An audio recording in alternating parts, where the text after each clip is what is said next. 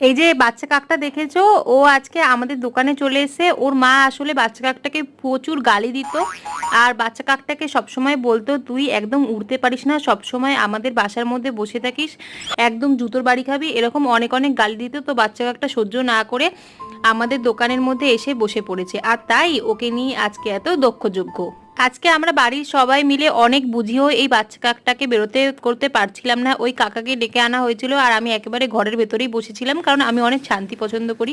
আর এরা এখানে ডান্ডা ফান্ডা নিয়ে কাকটাকে তাড়াচ্ছিল। আসলে ওকে কিছু কিন্তু গায়ে হাত দেওয়া হয়নি, ওকে আসলে ওর মায়ের কাছেই যেতে বলা হচ্ছিল। আর এদিকে আমি ভিডিও করছিলাম আর ও আকাম করছিল। আর এই দিদি শক্তিমান রূপে আমাদের কাছে এসে বাচ্চা কাকটাকে ওর মায়ের কাছে একদম ভালো মতন পৌঁছে দেয়। এখন বাচ্চা কাকটা প্রচুর মার খাবে ওর মায়ের কাছে গিয়ে, কারণ আমাদের মারাও আমাদেরকে প্রমিস করতো যে সামনে আর কিছু বলবো না, তারপরে প্রচুর মারতো।